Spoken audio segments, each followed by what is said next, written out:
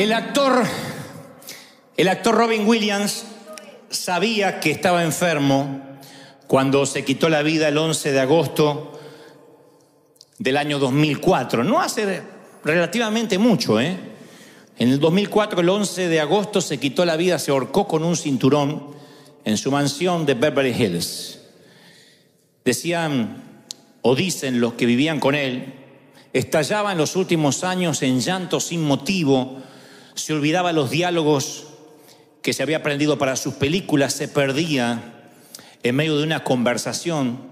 Su viuda dice, era un desconocido en sus últimos meses. Una de sus maquilladoras de toda la vida dijo, era horrible verlo, que al final del rodaje se ponía a llorar y decía, estoy perdiendo la capacidad de hacer reír, que es lo único que sé. Y hace poco salió una biografía de la vida del artista que muestra al hombre detrás de los personajes, y él tenía un temor, una paranoia, que traía desde que era muy jovencito, temor a enfermarse. No era hipocondríaco, pero tenía temor a enfermarse. Y cuando se quita la vida, hacen una autopsia como corresponde, según la orden forense, y descubren que tenía una enfermedad neurodegenerativa. Se llama la demencia con cuerpos de Lewy. Los cuerpos de Lewy es una de las terceras enfermedades de demencia en el mundo. Se le dice cuerpos de Lewy porque son unos cuerpos llanos que aparecen, son como estructuras proteicas que aparecen y se instalan en las neuronas, y entonces a partir de allí todo se empieza a degenerar en un efecto progresivo de degeneramiento del cerebro.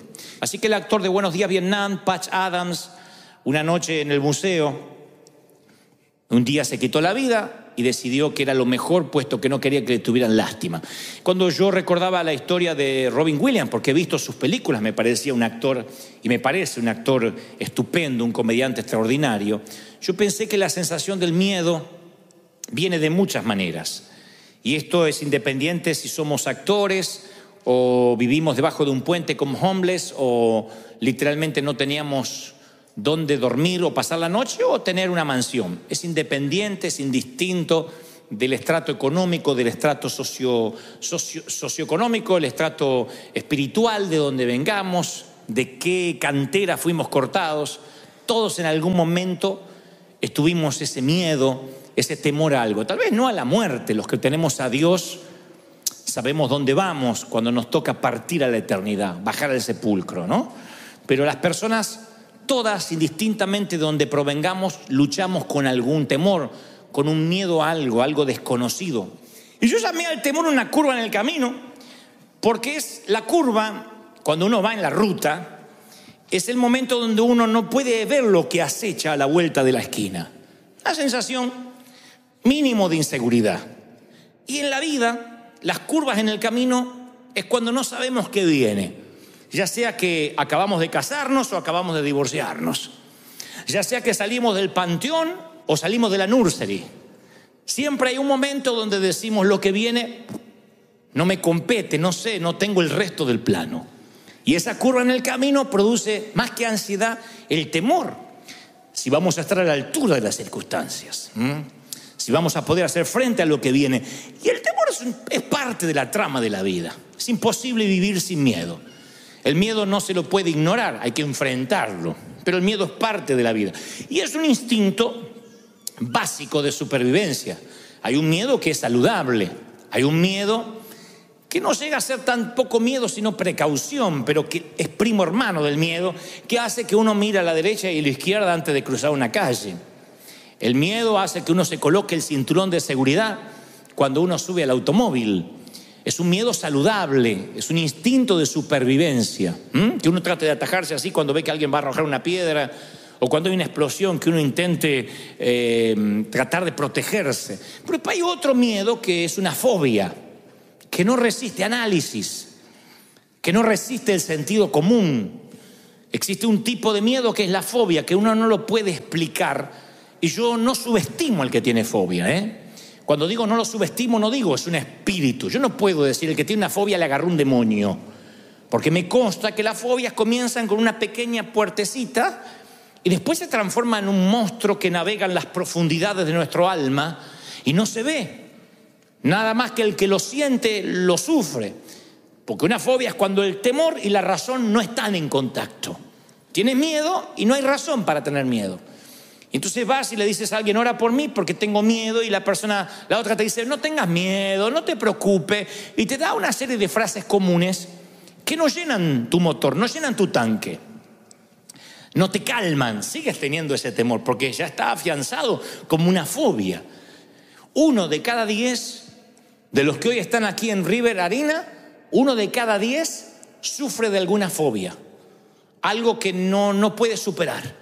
Fobia a los lugares abiertos, fobia a las multitudes, fobia a los espacios cerrados, no sé, a los elevadores, a andar por la calle, a la migra. Hay gente que tiene fobias a algo. Y después estamos los otros 9 que no tenemos una fobia declarada, pero que sí transitamos por el jardín del terror de la vida. Que muchas veces un golpe, un infortunio nos hace temer.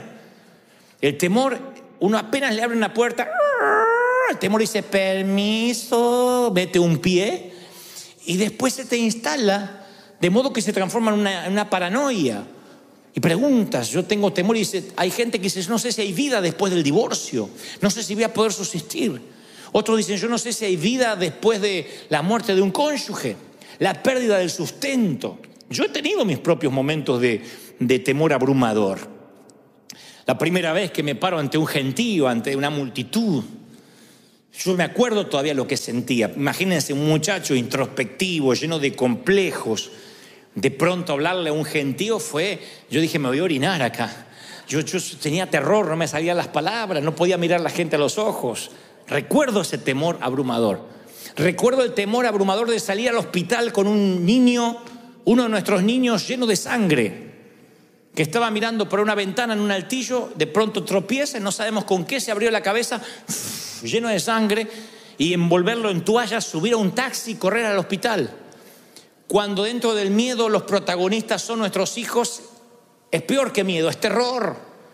Estuve ahí cuando lo tenían que coser sin anestesia porque no había tiempo, y yo me acuerdo estar ahí y decir, Señor, que no pase nada, que no pase nada. Yo sé que hay papis aquí que han vivido situaciones así, mirar a su hijo jugar al fútbol, a lo que sea, y de pronto ve que alguien lo golpea, cae y se queda inmóvil unos segundos. Son esos segundos que literalmente se te corta el aire a ti, porque piensas que tu vida podría cambiar tal como la conoces en un instante. Y esos temores a veces no te dejan vivir. Cuando la curva del camino llega a tu vida, esas curvas llegan en momentos donde uno tiene que dejar a los chiquititos en el kinder.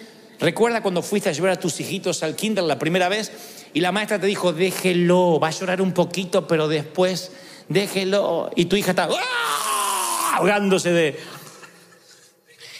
Tú quieres agarrar a tu hija y decir, me la llevo de acá, maldito, pero no puedes, tienes que dejarla ir.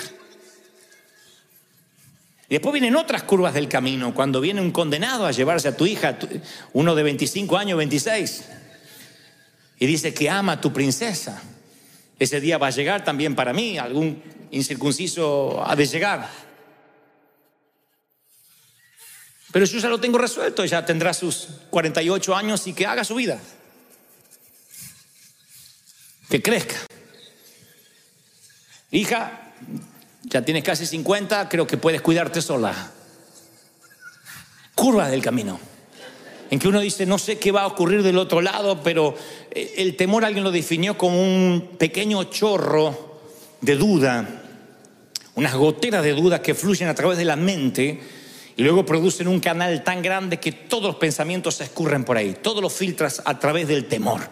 Y esos temores crecen día a día hasta que nos encontramos paralizados, incapaces de hacer cosas para Dios, incapaces de creerle al Señor, porque el temor te va envolviendo. Dicen los psicólogos que hay 6 tipos de miedos, independientemente de los que no son fóbicos inclusive, pero hay 6 miedos que todos los seres humanos luchamos en algún momento: pobreza, crítica, pérdida del amor, que te amen o dejes de amar, enfermedad, vejez y muerte.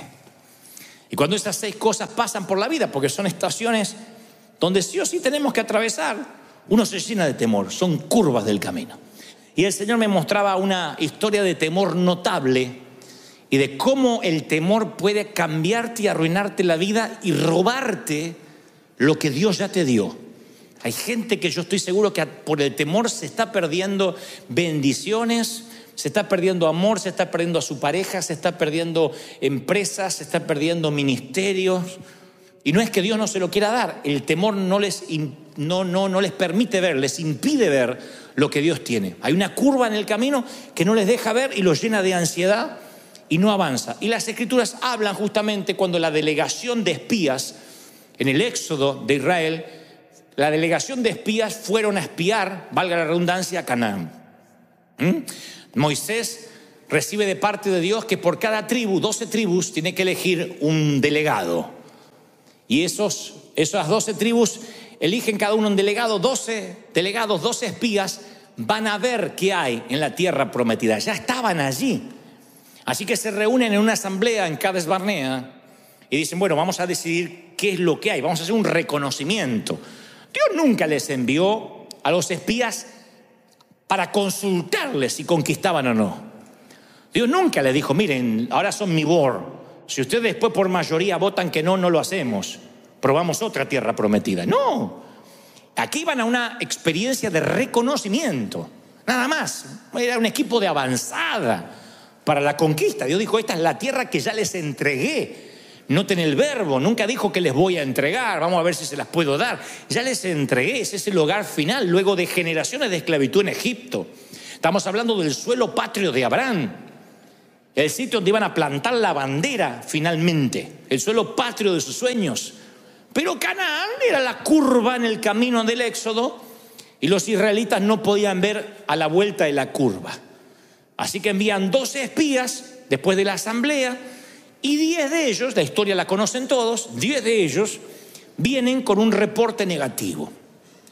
2, Josué y Caleb, que la Biblia describe que tenían otro espíritu, otra atmósfera, otra manera de pensar.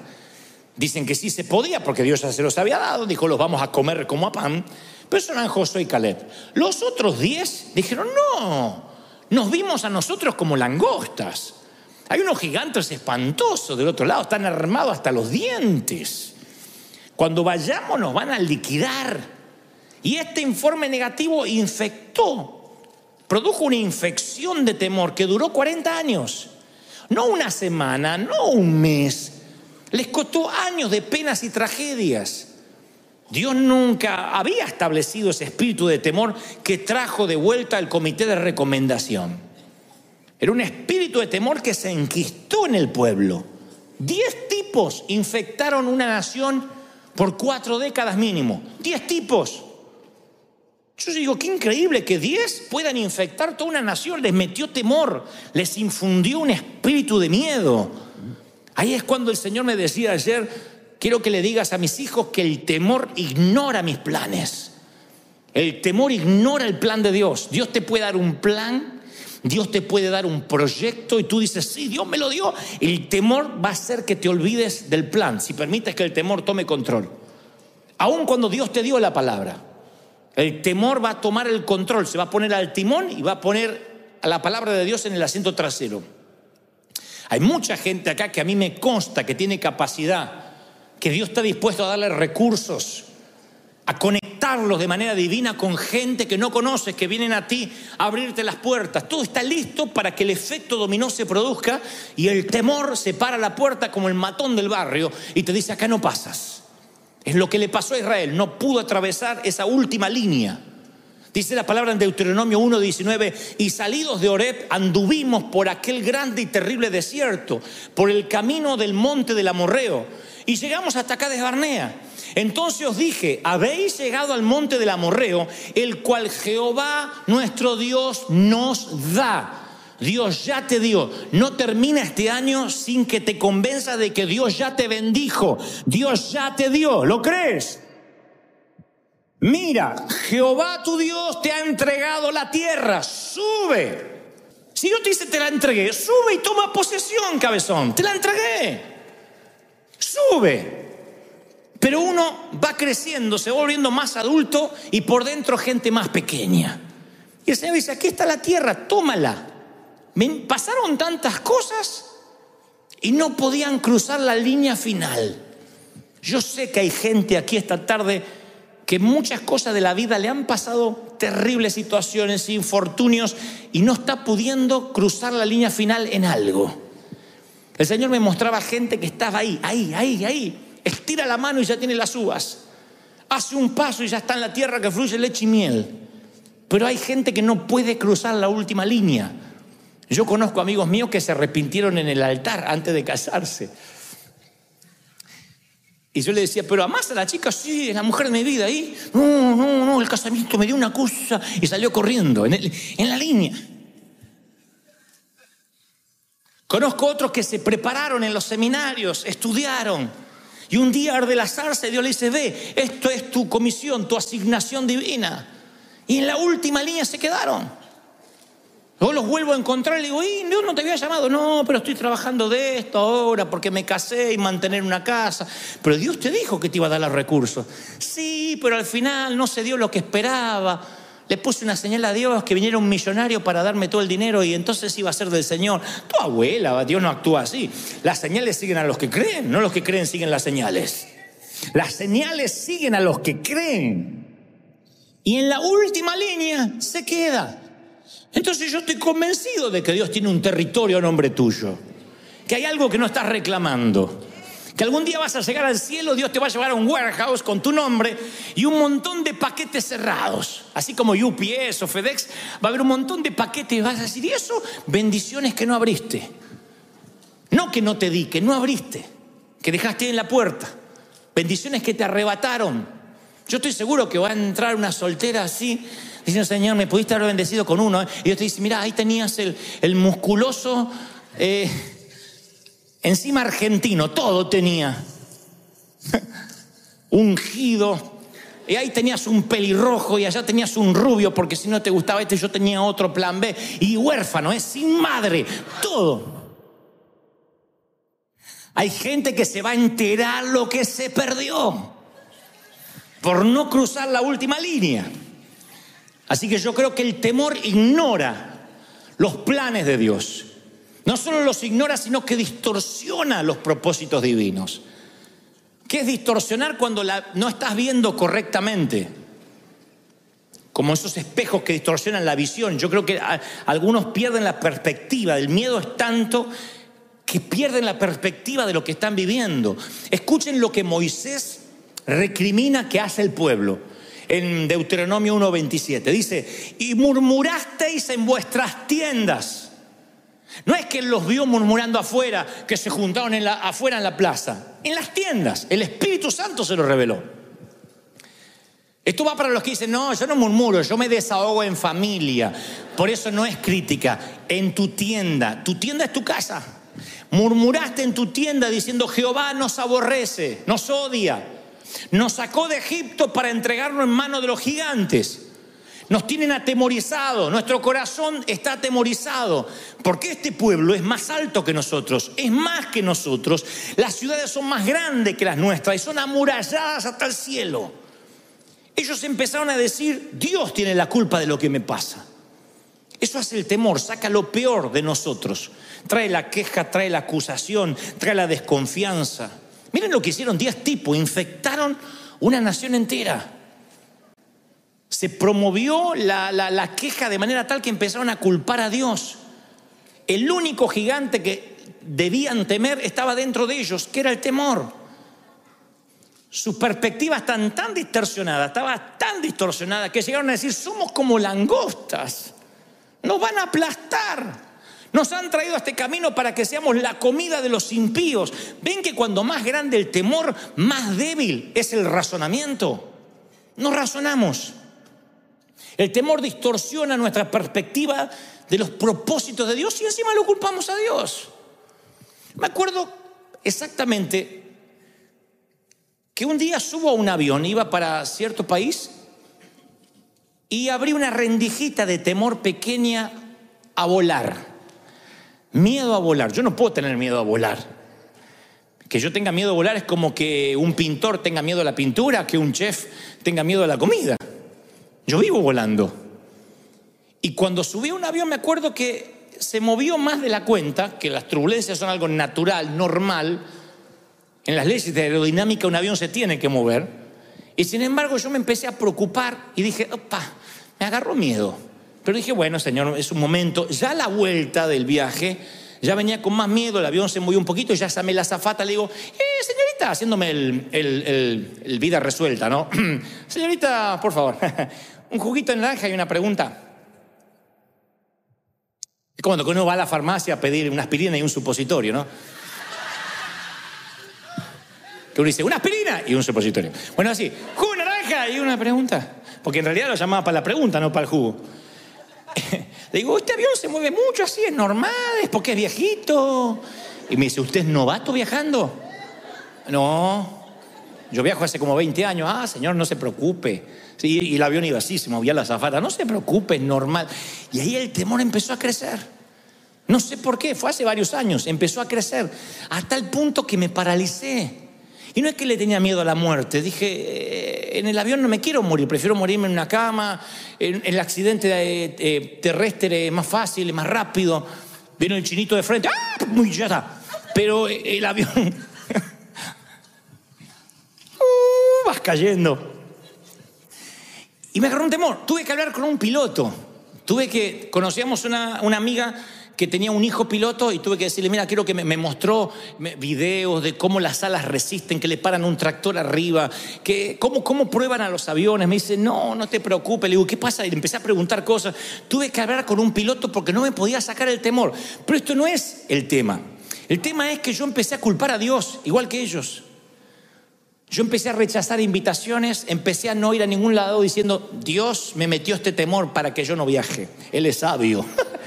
Y a veces, ¿qué me culpas a mí? Miedoso, yo no te metí ningún temor. Empecé a rechazar invitaciones, empecé a no querer ir a ninguna parte. Me llené de miedo.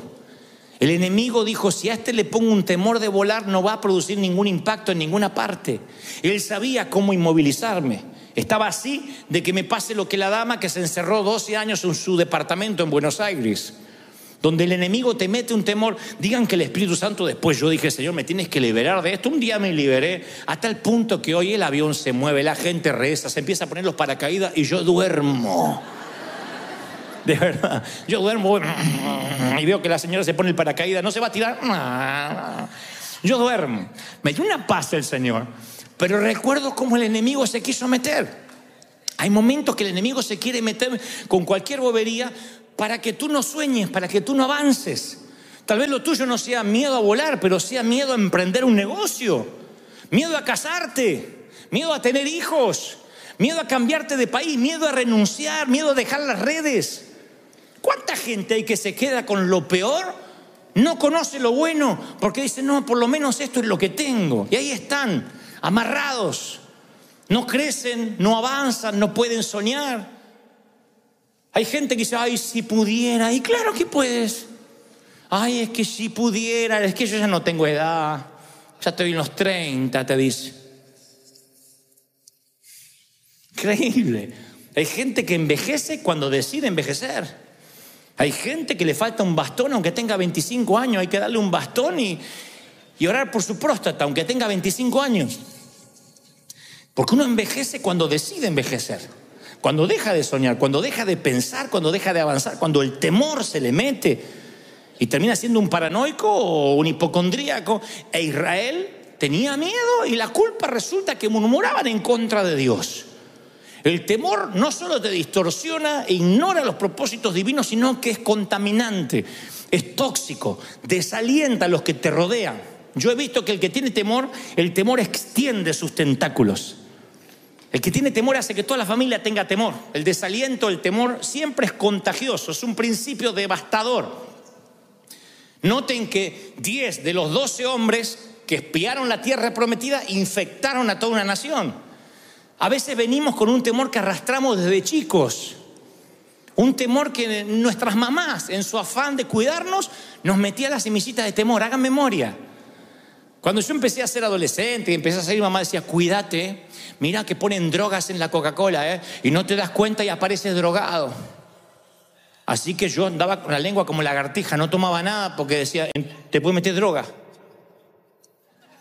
No, cuídate porque no te das cuenta y ¡brum!, te drogan.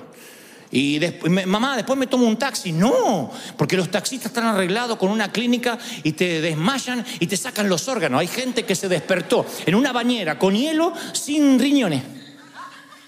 Así que yo subí agarrándome los riñones y digo, lléveme hasta... Te agarra miedo.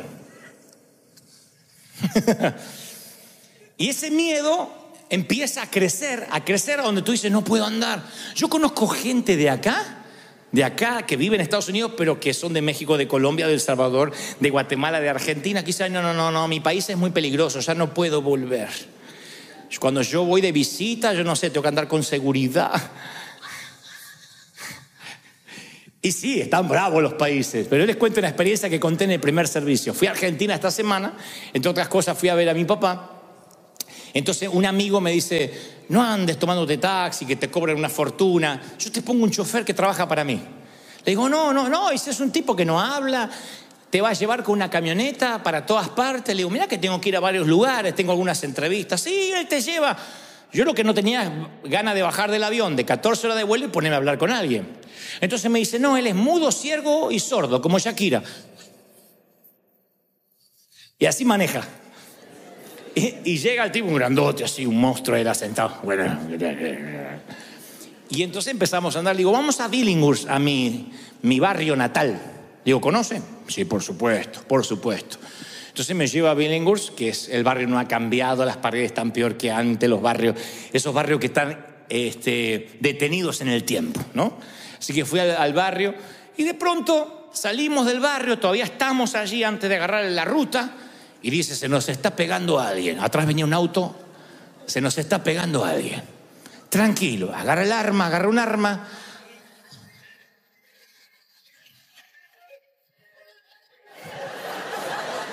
Ah, sí, porque yo no nací en Buckingham, de ahí vengo. Entonces agarré el arma y dice, tranquilo, flaco, tranquilo. Ah, parece que lo viene a ver usted. Y el tipo, para la camioneta y se baja y golpea la ventanilla. Y dice, Dante Gebel. Baje, como diciendo, baje que cualquier cosa yo le pego un tiro. Al otro, no a mí. Entonces, y había un muchacho que estaba todo con su ropa así de mecánico, no sé qué, me dice, Dante, te vi acá en el barrio, por eso empecé a seguir tu auto. No te acordás de mí, no estás el negro, soy el negro, decía. Y no me pude acordar. No, pero yo me acuerdo, yo creo que él o soñó que era mi amigo o Dios me hizo olvidar del negro. Yo soy el negro, ¿no te acordás? No me acuerdo. ¿Cómo que no? Yo estaba de novio con la Marisa. ¿Te acordás? La Marisa. La que está el negro. Y como me insistía tanto que habíamos compartido la cuna, entonces, ¿qué se hace en esos casos? Negro.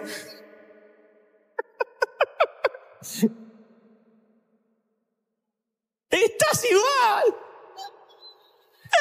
Y se puso feliz, porque si le decían no te conozco, se suicidaba ahí. Negro, ¿qué haces? Y todo por allá, porque eso no falla, todos tienen un por allá. Y tu gente, porque por más que sea solitario, gente tiene. Y tu gente, che, ¿y tú cómo es? Mi hermana. ¿Es tu hermana? Entonces me completaba la frase y así mantuvimos una charla. Yo digo, cualquier cosa, está armado el otro y lo mata al negro. Subo, y claro, estaba armado porque el chofer era un comisario de la policía. Había sido comisario ahí en mi barrio. Ahora es un policía retirado y tiene portación de armas, ¿no es cierto? Entonces me decía, no, es que aquí yo sé que su seguridad es muy importante y si veía que se ponía la cosa fea, me decía. Dice, ¿conoce al caballero? Eran amigos de la infancia y no tengo la menor idea quién es. Sé que es el negro.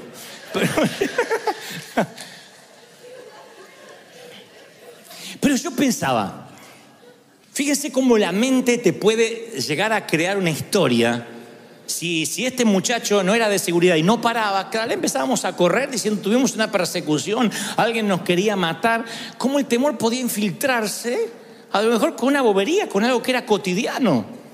Y me pasó esta semana, y yo decía, es increíble que muchos venimos de esos lugares donde nos acostumbramos al peligro, a que te podían pasar cosas. En mi país a mí me asaltaron 3 veces, me robaron las zapatillas, el cinto, eran cosas que podían pasarte. Hoy en día nosotros, el solo pensar que nuestros hijos podrían estar ante el más mínimo peligro, a veces nos transformamos en guardiacárceles. No les dejamos ser libres y lo contaminamos a nuestro hijo. Como mamá me decía, te van a poner drogas, te van a enfermar, te van a quitar los órganos. A veces uno sin querer arrastra en los patrones genéticos esos miedos. Y hay que cortar, porque el temor saludable es aquel que hace que tengas cuidado. El temor saludable te coloca el cinturón de seguridad. La fobia hace que no subas al auto. El temor saludable hace que mires la calle antes de cruzar. La fobia hace que no salgas a la calle. El temor saludable es que tomes tus recaudos antes de emprender un negocio, veas con quién te vas a asociar, de dónde vas a sacar los recursos. La fobia hace que digas, me quedo de empleado porque es lo seguro. La fobia no te deja avanzar, no te deja pensar. Y se infecta, se transmite, es algo desalentador. 40 años arruinados por 10 hombres que tenían miedo. Cuando ellos regresaron, trajeron a un gigante mucho más terrible de los que habían visto. El gigante del temor, que acechó todo el campamento y devoró la fe y el valor de una nación. El temor es transferible, no te olvides de eso. Siempre decimos nosotros que nadie, como dice el apóstol, con ligereza imponga manos.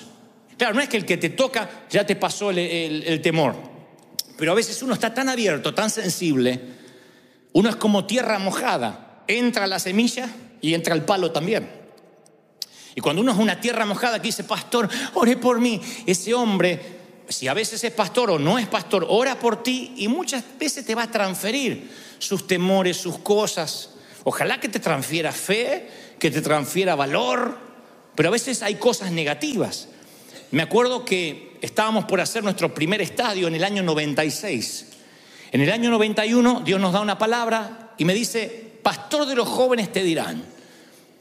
Llenarás los estadios, en una noche Dios te hará conocido, traeré la gente del norte, del sur, del este y del oeste, yo los soplaré, no te preocupes, ni por la gente, ni por los recursos, porque yo soy el que te levanto, muchacho. Yo tenía 23, 24 años, un pibito, chamaco. Y Dios nos da una palabra de fe, y en fe vamos al estadio, rentamos el estadio en fe, pagando una pequeña parte, una seña, diciendo que el resto lo vamos a pagar después que se termine el evento. Tuvimos favor con el presidente del club.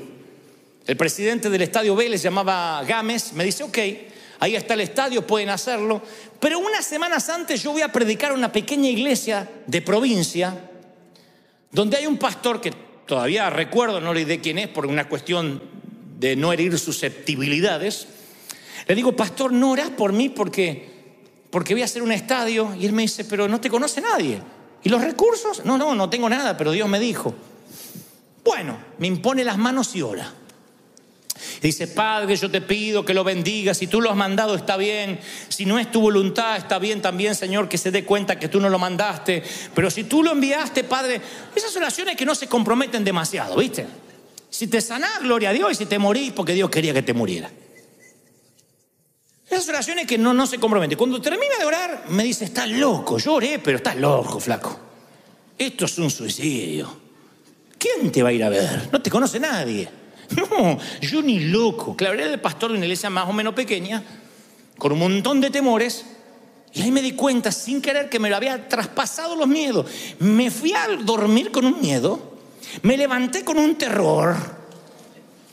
Que dije, vamos a suspender todo, suspendamos, esto no es de Dios. Me olvidé de las palabras proféticas, me olvidé de lo que Dios me dijo, de todo. Un terror de que no iba a poder pagar, que iba a terminar preso, de que soñaba de que salía al estadio y no había nadie. Y había un compañerito del colegio que decía, ¡ja, ja! Y se reía de mí. Soñé que salía, ¡ay! Me había olvidado de vestirme. Mire, el temor abrió una puerta y todos los pensamientos se filtraron por ahí. Volvimos a orar con el equipo de profetas, unas hermanas que oraban, y dice la hermana, el Señor me muestra que un espíritu de temor se metió en ti. ¿Te hiciste orar por alguien?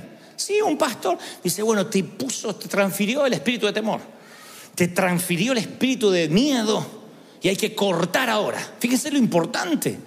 que uno a veces va por la vida. ¿Puedes creerlo o no? Yo lo viví. Y yo sentía que no podía avanzar y dije, lo vamos a cortar porque te hicieron una oración hechicera. Y yo digo, ¿qué es una oración hechicera? Dice, cuando alguien sin querer te maldice, te ata, te cierra. Esa gente que va a tu casamiento y dice, bueno, que la pasen bien, estos van a durar lo mismo que un gas. Y se va. Tú sientes la vibra. Vieron que hay gente que es así. Los creyentes solemos ser así. Te estás casando y yo te digo, espera, no te metan los cuernos, vamos a esperar. Me compré un auto, espero que no te mates con toda tu familia adentro. Así los creyentes escriben en las redes. Decimos, estamos bendiciendo, espero que esto dure, espero que esto sea de Dios, espero que no sean puras emociones. Ven la foto de ustedes llorando, espero que no sean porque van a ver un comediante. O sea, la gente a veces suelta palabras que si no estás cubierto con la armadura de la fe, no estás cubierto por la sangre de Cristo, esos temores vienen hacia ti y te detienen, te estancan. Gente que está esperando que te vaya mal. Pero la Biblia dice que mayor es el que está con nosotros que los que vienen en contra. Mayor es lo que Dios nos dio. ¿Tú lo crees de verdad? Y resistimos. Entonces cuando quiere venir el temor se va. Y yo hasta el día de hoy me cuido de quien me ora. Y a veces para no ser grosero alguien me dice, déjamonos orar por ti. Yo digo, Señor, me cubro con tu sangre ahora. Y ni lo escucho. Porque yo creo en la transferencia de espíritus. El temor ignora las promesas de Dios. Entonces os dije, Deuteronomio 1:29, no teman, no tengan miedo, Jehová va delante de ustedes, Él pelea por ustedes, conforme lo hizo antes, lo hará ahora. Él está delante, Él está detrás, Él estuvo en la columna de nube y en la columna de fuego, volverá a estar. ¿Tú lo crees? ¡Aleluya! La Biblia nos dice que Él los había llevado, literalmente dice, yo los llevé como un padre a sus hijos, como trae el hombre a su hijo por todo el desierto. Dios los trató como infantes al pueblo de Israel. Los alimentó, los sostuvo, los mimó, los apapachó. Ay, ¿tienen hambre los nenes? Ay, cae maná otra vez. Y caía el maná. Estamos hartos de maná, vengan las codornices. Dios los alimentó, los bendijo. Ahora tenían que pasar el examen. A veces vamos por los desiertos y los desiertos en la vida es para que creemos lazos con nuestro Padre. En los desiertos aprendes a hablar con Él, en los desiertos ganas intimidad. Y Dios quería que lo amaran por lo que Él es, no por lo que les daba. Así que el desierto fue una etapa donde era el tiempo en que ellos tenían que sacarse a Egipto de dentro. Salieron de Egipto en cuestión de horas, pero Egipto de dentro les tardó 40 años y a algunos no se les fue. De hecho, murieron ahí en el desierto. La esclavitud es tan fuerte en algunos, el miedo es tan fuerte que a veces tarda años en que empieces a confiar en las promesas de Dios. Y Dios le dice a Israel, así como yo estuve, yo voy a estar, yo no cambio. Le estaba diciendo, no mires lo que los faros delanteros de tu automóvil te muestran, que son los gigantes. Te doy permiso para que mires por el espejo retrovisor y veas cómo yo estuve, cómo nunca te he fallado. Como estuve en el pasado, tú tienes que mirar hacia atrás y Dios dice, y tienes que decir, si Dios nos trajo hasta aquí, nos va a llevar hasta el futuro. Pero sus ojos estaban congelados por lo que veían adelante y parecía que los gigantes aplastaban todo lo que Dios había hecho. Por eso yo te pregunto esta tarde, ¿de verdad que no hizo nada Dios en tu pasado? De modo que puedas decir cómo estuvo, va a seguir estando. ¿De verdad que todos tenemos la memoria tan frágil que podemos decir, a mí Dios nunca me libró de nada? ¿Cuántos están aquí y dicen, Dios me sacó de situaciones que pensé que no iba a salir? ¿Tienes ¿Tienes una historia para contar? ¿Sí? Que dice, Dios me sacó, Dios me libró. Contesto en el servicio anterior y no quiero pasar por alto.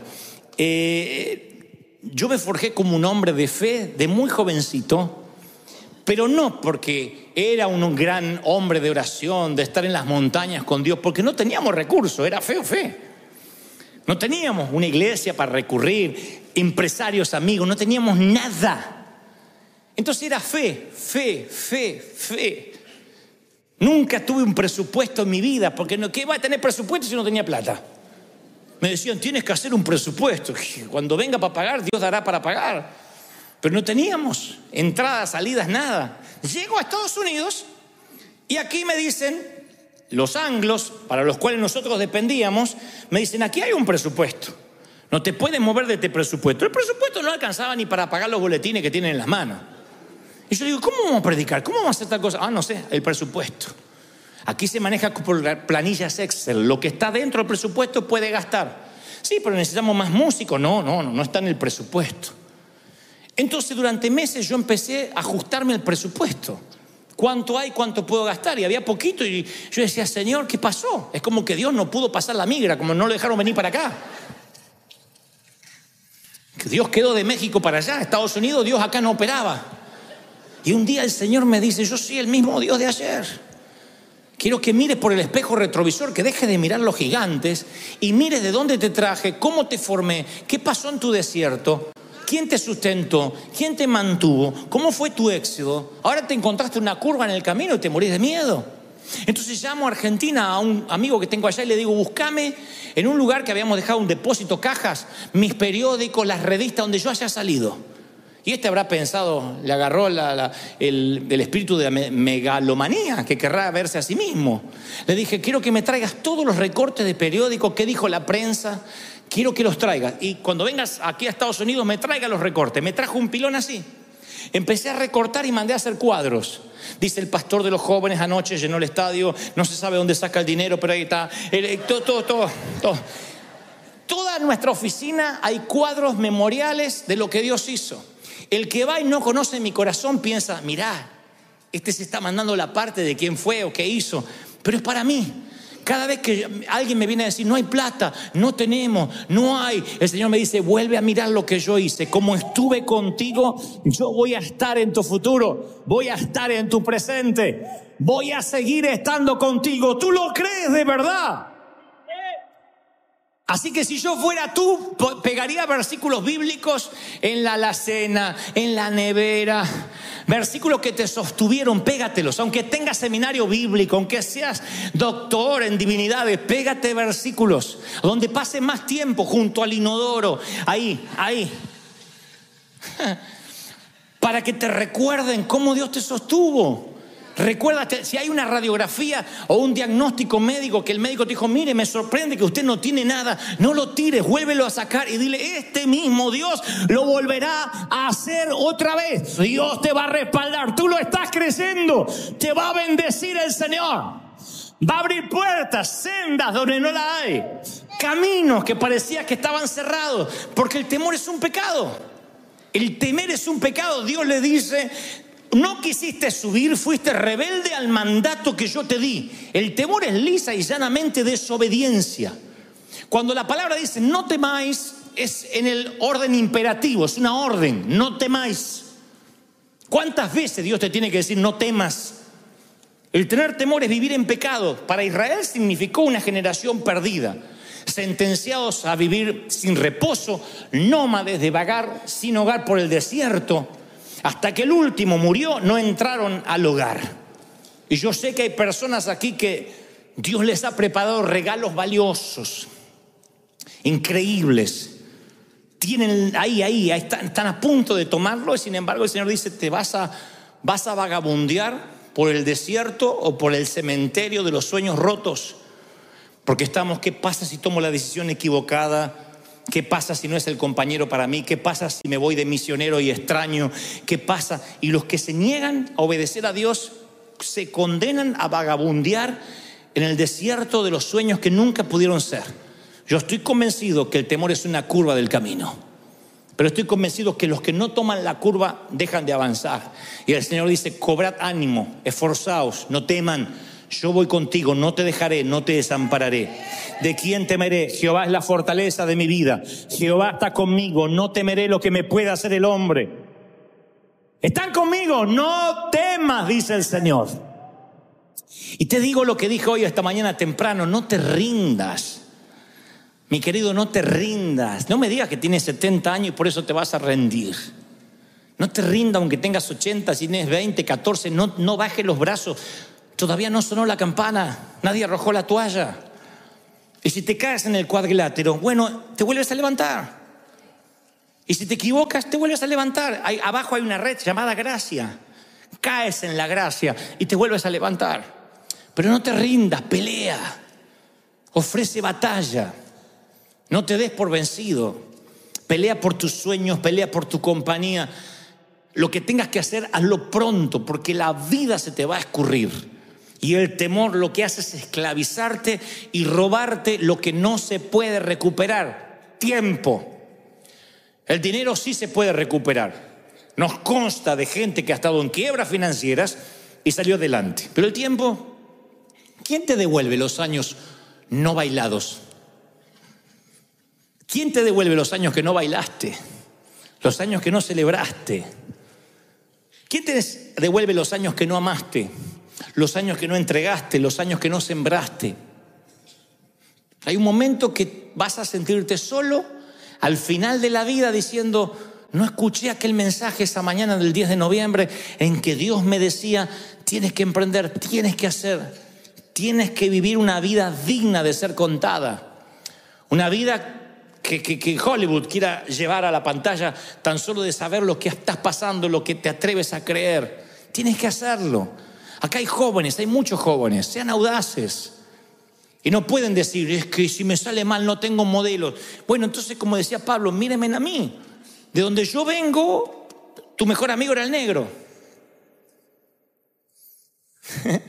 De donde yo vengo, cuando regresas al barrio tienes que volver armado. O sea que no nací en una cuna de oro donde ahí salieron los Nobel, los Pulitzer y los que ganan Oscar. Entonces no hay excusas para decir: bueno, lo que pasa es que este es de Gringolandia. Yo de donde vengo, los sueños estaban rotos, estábamos presos, no teníamos miedo a todo. Pero yo un día dije: voy a comprar mi libertad, tengo que pelear la vida, tengo que creerle a Dios. Y le creí a Dios. Y salían los pastores a decir: no eres de Dios, eres una moda, vas a pasar, eres un muchachito, vas a avergonzar el evangelio. Ya hace 30 años de eso. Y cada vez que hacíamos algo: eso no es de Dios, Dios no te va a bendecir. Te fuiste de Argentina, cobarde, porque allá seguramente vas a fracasar. Todas las palabras negativas, todo ese temor que a veces imparten, esas transferencias de espíritus negativos venían. Y aprendí a tener cuero de rinoceronte, a tener piel de foca, para que todo rebale y conservar el corazón tierno. Y esta misma unción, esta te la quiero transferir, esta sí. Una unción de valor, una unción de fe, una unción de poder, una unción de creerle a tu Dios. ¿Tú le crees? ¿De verdad que le crees a Dios?